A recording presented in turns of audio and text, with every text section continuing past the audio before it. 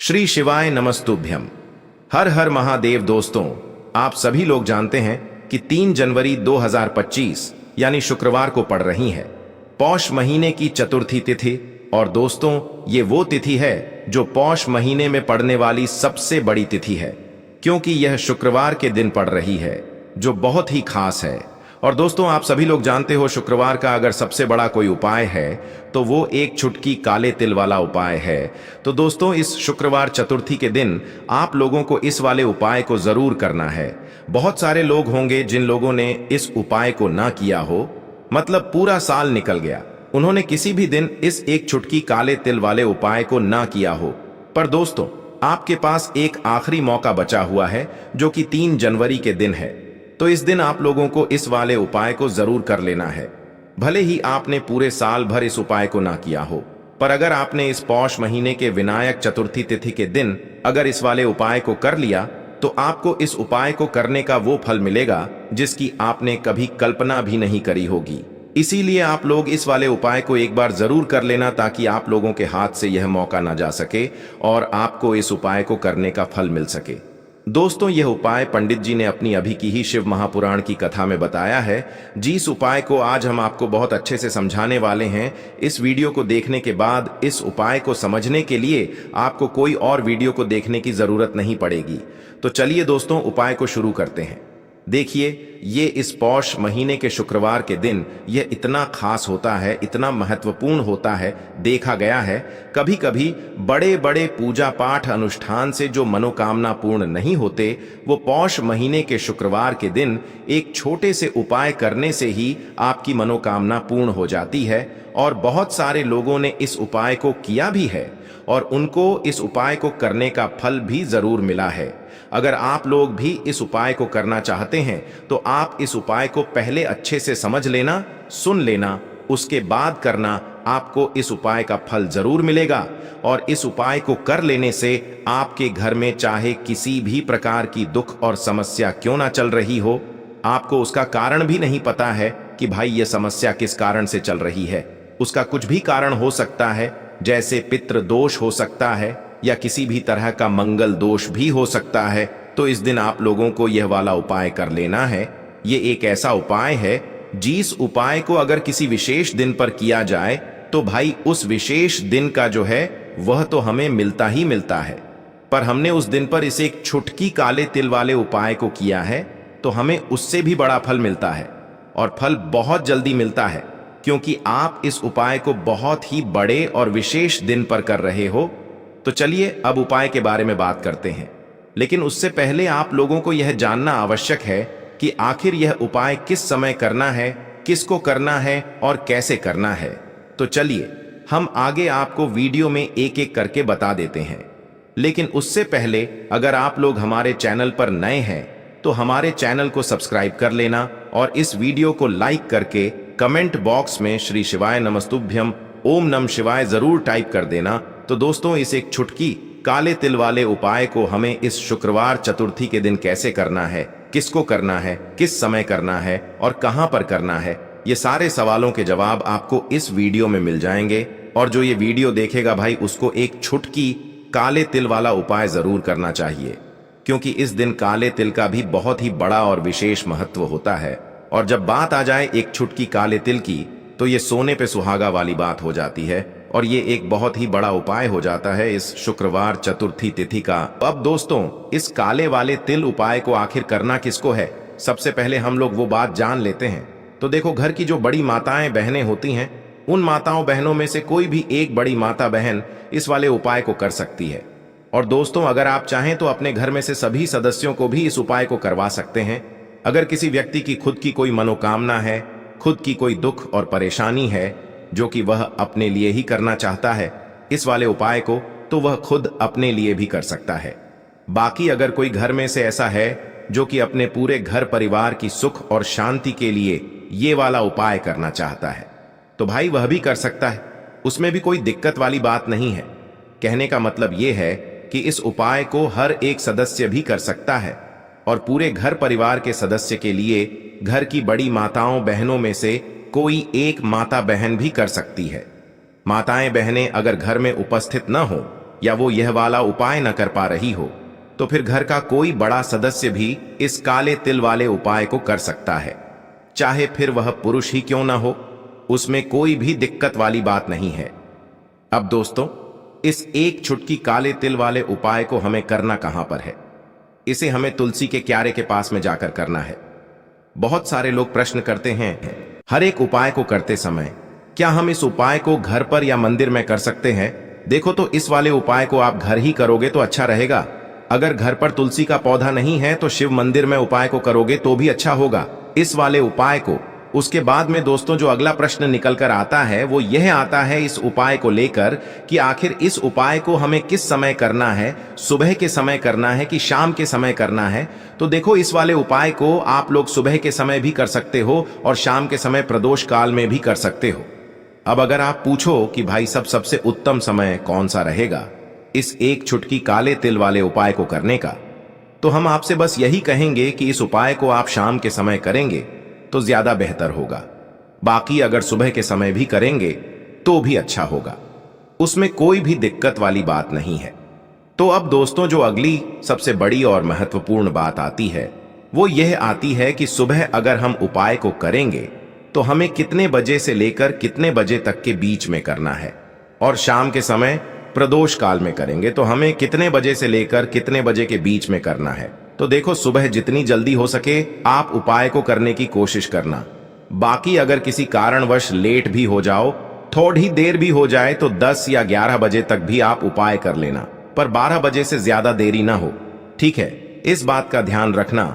उसके बाद में दोस्तों, अगर शाम के समय प्रदोष काल की बात करें, प्रदोष काल का जो समय होता है वो शाम के 6 बजे से शुरू हो जाता है। मतलब शाम के 6 बजे से लेकर 7 बजे के बीच का जो समय होता है, यह समय प्रदोष काल का समय होता है। पर अभी जो मौसम चल रहा है, इस मौसम में जो है शाम बहुत देरी से होती है, तो आप इस उपाय को 7 या 8 बजे के बीच में भी कर सकते हो।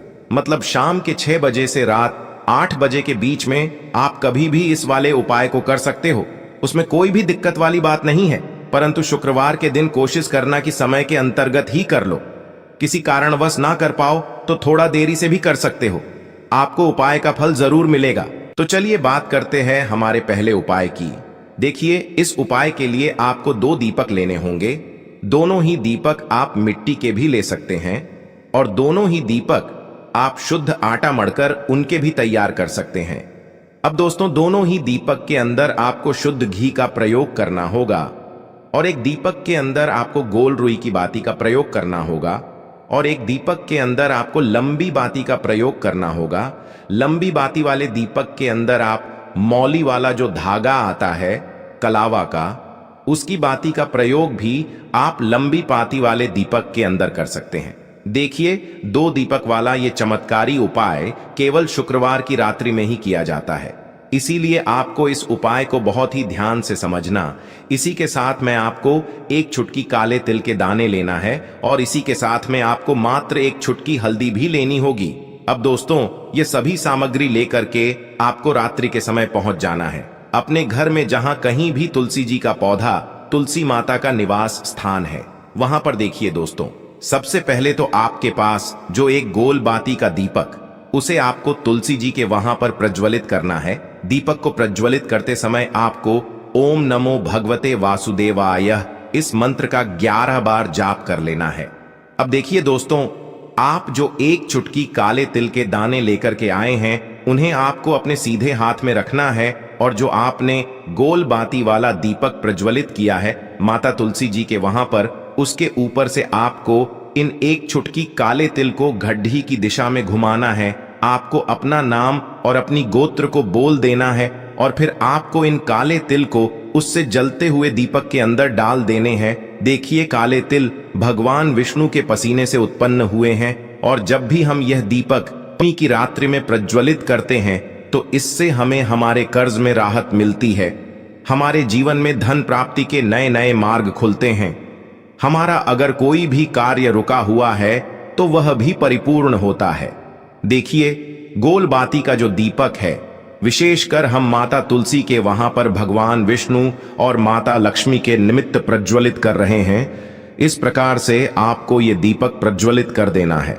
अब जो आपके पास लंबी बाती का दीपक है, एक छुटकी हल्दी है, तो इससे आपको लेकर के पहुंचना है अपने घर के मंदिर में। आपके घर के मंदिर में माता लक्ष्मी की जो भी प्रतिमा ही मूर्ति है, उनके सामने सबसे पहले तो आपको ये लंबी बाती का दीपक रखना है। फिर आपको दीपक को प्रज्वलित कर देना है। दीपक को प्रज्वलित करते समय आपको ओम महालक्ष्मी नमः इस मंत्र का जाप करते रहना है। अब दोस्तों, आपके पास जो एक छुटकी हल्दी है, उसे आपको अपने सीधे हाथ में रखना है और इस एक छुटकी हल्दी को आपको उस दीपक के ऊपर से 11 बार घड्डी की दिशा में घुमाना है और आपको ओम महालक्ष्मी नमः मंत्र का जाप करते रहना है।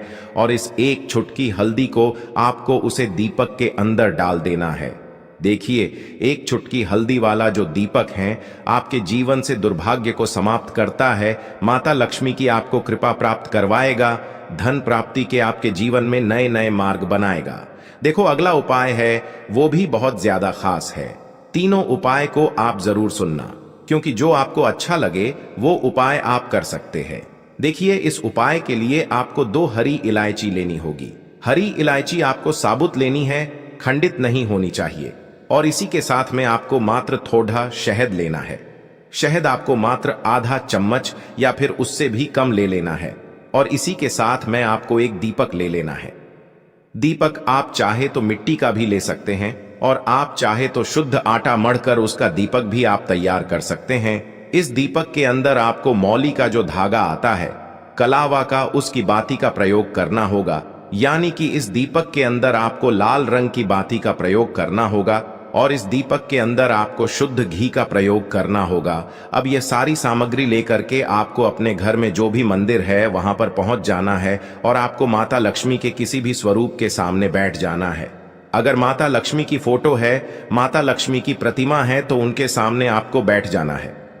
अगर माता पार्वती की प्रतिमा है तो उनके सामने आपको बैठ जाना है। यानी कि किसी भी माता के स्वरूप के सामने आपको बैठ जाना है। अब देखिए, सबसे पहले तो आपको माता रानी के सामने थोड़ी सी चावल की ढेरी बना देनी है। यानी कि थोड़ी सी अक्षत के दाने आपको माता रानी के सामने रखना है। उसके बाद आप जो एक दीपक लेकर के गए हैं, उस दीपक को आपको उन्हीं चावल के दानों के ऊपर रख देना है और फिर इस दीपक को आपको माता रानी के सामने प्रज्वलित कर देना है। देखें, इस दीपक को प्रज्वलित करते समय आपको ओम महालक्ष्मी नमः इस मंत्र का लगातार जाप करते रहना है। दीपक को प्रज्वलित करने के बाद आप जो 2 हरी इलायची लेकर के गए हैं, उसमें से एक हरी इलायची को तो आपको उसी दीपक के अंदर डाल देनी है और वहीं पर आपको कम से कम 21 बार ओम महालक्ष्मी नमः इस मंत्र का जाप कर लेना है। अब आपके पास जो शहद है और एक हरी इलायची है, उसे सीधे आपको लेकर के पहुंच जाना है। भगवान शिव के मंदिर में पूज्य गुरु जी ने बताया है कि यह उपाय आपको सिर्फ और सिर्फ शाम के समय ही करना होगा। शाम को जब भी सूर्यास्त का समय होता है तो उस समय आपको यह उपाय करना है। लेकिन सबसे पहले तो आपके पास जो एक हरी इलायची है, उसे आपको उस शहद के अंदर अच्छे से डुबो देना है। यानी कि शहद का लेपन उसे हरी इलायची के ऊपर चारों तरफ आपको कर देना है। अब यह जो शहद से युक्त हरी इलायची है, इससे आपको भगवान शिव के शिवलिंग पर अर्पित कर देनी है और आपको वो श्री शिवाय नमस्तुभ्यम इस मंत्र का लगातार जाप करते रहना है। फिर इसके बाद आपको एक लोटा जल भी अपने साथ लेकर के जाना। तो यह एक लोटा जल भी आपको धीरे धीरे शिवलिंग पर समर्पित कर देना है और आपको श्री शिवाय नमस्तुभ्यम इस मंत्र का जाप करते रहना है। फिर इसके बाद आपको अपने घर आ जाना है। इस प्रकार से आपको ये उपाय कर लेना है। तो चलिए दोस्तों, जान लेते हैं गुरुजी द्वारा बताए गए दूसरे उपाय के बारे में। देखिए, इस उपाय के लिए आपको लेना है 11 चावल के दाने। गुरुजी ने कहा है चावल के दाने खंडित नहीं लेने हैं, बिल्कुल साबुत होने चाहिए। उसके साथ में आपको लेना है एक बेलपत्र। बेलपत्र का भी एक नियम है, अगर आपके पास बेलपत्र नहीं है तो आप शिवलिंग से उठाकर उसको पुनः शुद्ध जल से धोकर इस्तेमाल कर सकते हैं। इस प्रकार आपको बेलपत्र लेना है। इसके बाद आपको एक लोटा जल लेना है। अब ये सब सामग्री लेकर आपको जाना है महादेव के मंदिर में। देखो, अब आपको उत्तर साइड में खड़े हो जाना है और सबसे पहले आपको एक बेलपत्र अपने हाथ पर और 11 चावल दाने रखकर शिवलिंग के ऊपर अपना नाम और गोत्र बोलते हुए समर्पित कर देना है और ओम नमः शिवाय श्री शिवाय नमस्तुभ्यं का लगातार जाप करना है। अब आपको जो एक लोटा जल साथ में लेकर आए थे उसे धीरे धीरे बेलपत्र और चावल दाने के ठीक ऊपर आपको समर्पित करते जाना है और शिव पुराण के मूल मंत्र श्री शिवाय नमस्तुभ्यं का 11 बार जाप करना है और अपनी मनोकामना बोलते जाना है। देखो, बस छोटा सा उपाय करना है, देखना एक दिन आपके सब काम बनने लग जाएंगे।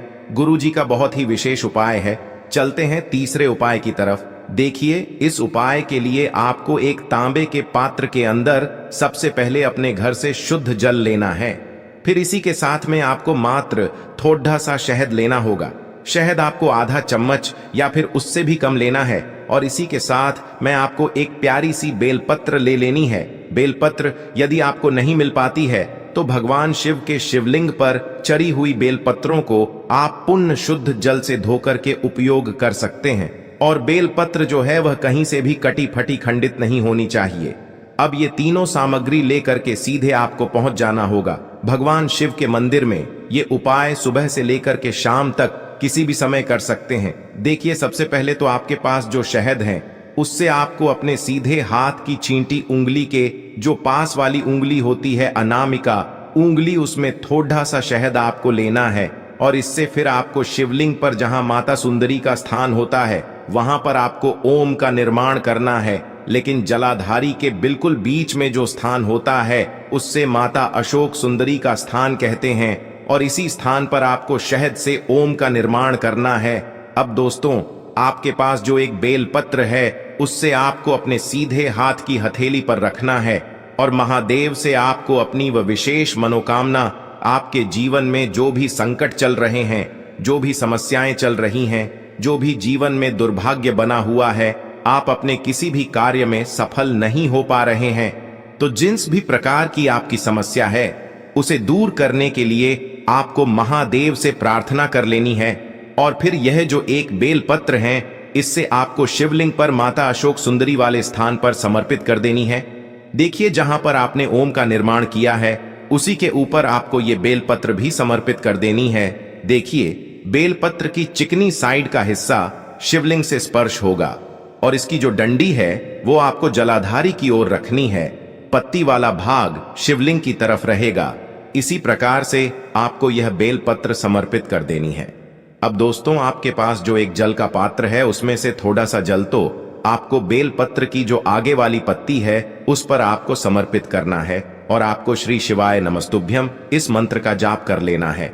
फिर उस पात्र के अंदर जो जल बचेगा उसे पूरा आपको भगवान शिव के शिवलिंग पर धीरे धीरे समर्पित करते जाना है और लगातार आपको शिव महापुराण के मूल मंत्र श्री शिवाय नमस्तुभ्यं इस मंत्र का जाप करते रहना है। गुरुजी ने कहा है कि जल आपको इतने धीरे धीरे समर्पित करना है कि जल समर्पित करते हुए आप कम से कम 11 बार श्री शिवाय नमस्तुभ्यं या फिर ओम नमः शिवाय इस मंत्र का जाप कर सके। फिर इसके बाद वापस आपको अपने घर आ जाना है।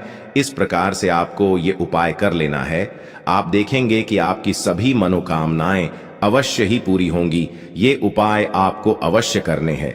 इस वीडियो में हमने आपको 3 से 4 महा उपाय आपको बताए हैं जो आपको शुक्रवार के दिन करने हैं। अगर आपके मन में उपाय से जुड़ा कोई भी सवाल है तो हमें कमेंट बॉक्स में पूछ सकते हैं। उपाय करते समय कोई भी गलती नहीं करनी है। अगर आपको हमारी वीडियो पसंद आए तो हमारे इस चैनल को सब्सक्राइब जरूर करें। हर हर महादेव, ओम नमः शिवाय। धन्यवाद। ऐसे ही जानकारी के लिए छाया जैन चैनल को सब्सक्राइब करें और अगर आपको यह वीडियो अच्छी लगी हो तो एक लाइक अवश्य करें और कमेंट में ओम नमः शिवाय अवश्य लिखें।